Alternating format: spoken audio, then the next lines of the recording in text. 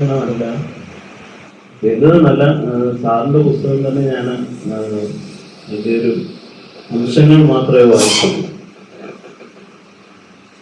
അതുകൊണ്ട് ആ പുസ്തകത്തെ കുറിച്ചൊന്നും പറയാനായിട്ട് ഞാൻ ആഗ്രഹിക്കുന്നില്ല. വളരെ നേരത്തെ അല്ല, കുറച്ച് നാൾ മുമ്പ് ഇറങ്ങിയൊരു പുസ്തകമാണ് വിശ്വാസവും വിമോചനവും കൈപ്പറ്റ കാവ്യം. സനൽ മോഹൻ സാർ വെലിപ്പോളും ചേർന്ന് തയ്യാറാക്കിയ ഒരു പുസ്തകമാണ്.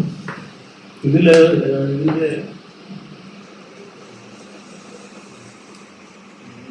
അവതാരി എഴുതിയിരിക്കുന്ന വിശ്വാസിക്കാർ ഇപ്പൊ മനുഷ്യപുത്രനായി മാറിയ മല്ലപ്പള്ളി അടിമ എന്നാണ് സാർ അതിന് ടൈറ്റിൽ കൊടുക്കുന്നത്.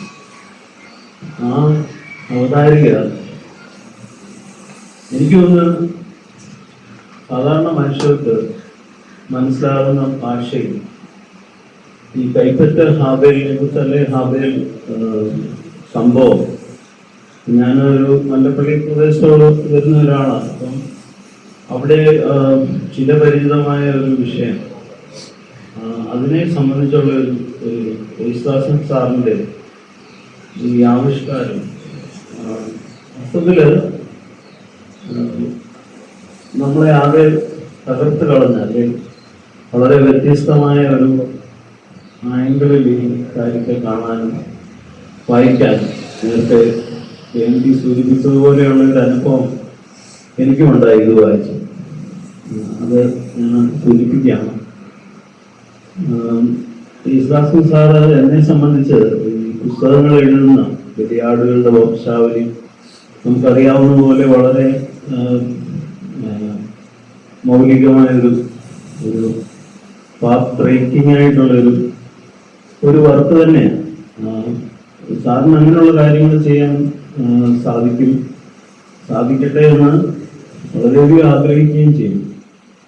ഞാൻ സാറിനെ കൂടുതൽ വ്യക്തിപരമായിട്ടുള്ളൊരു ബന്ധം അല്ലെ മനസ്സിലെങ്ങനെയാണ് യേശുദാസൻ എന്നുള്ള പേര് അല്ലെ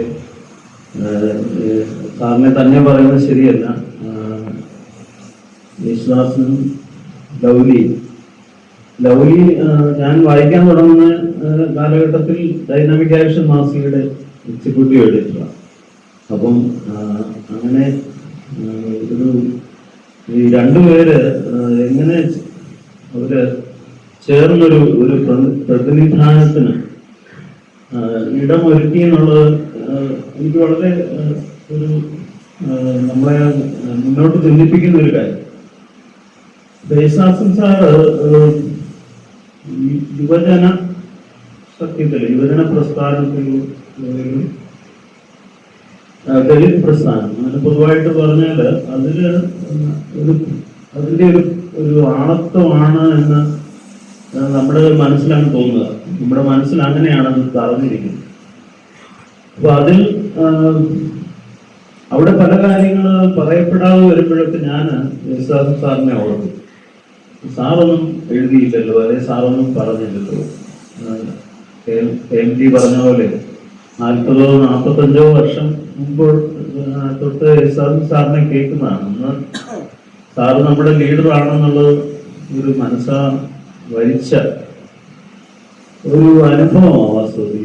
ആദ്യം ഞാൻ സാറിനെ കേൾക്കുന്നത് സാറ് കോളേജിൽ ചേർന്ന് കഴിഞ്ഞാണോ അതോ അതിന് തൊട്ട് മുന്നെയാണോ, 80s അടുത്താണ്, 80s മുമ്പാണ്. അന്ന് സാർ പറഞ്ഞൊരു വാചകം മനസ്സിലേക്ക് നിൽക്കുന്നത്, അന്ന് ഷേക്സ്പിയറിനെ കോട്ട് ചെയ്ത സാർ പറഞ്ഞു, something is rotten in the state. അത് ചർച്ചിനെ കുറിച്ചാണ് പറഞ്ഞതെന്ന് എനിക്ക് മനസ്സിലായത്. അപ്പൊ അന്ന് അവിടെ നിന്ന് ഉള്ള പ്രയാണം എത്രമാത്രം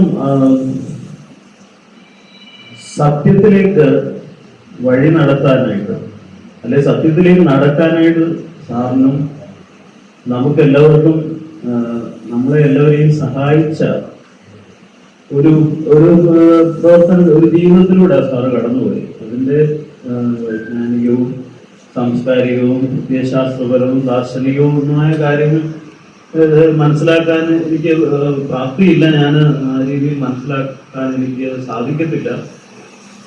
ഇപ്പോഴത്തെ പുസ്തകം അങ്ങനെ നോക്കുമ്പോൾ എവിടെ നിൽക്കുന്നു എന്ന് പറയാനും അത് ഏതെങ്കിലും തരത്തിൽ അതിനെ വിലയിരുത്താനും സാധിക്കുന്നില്ല.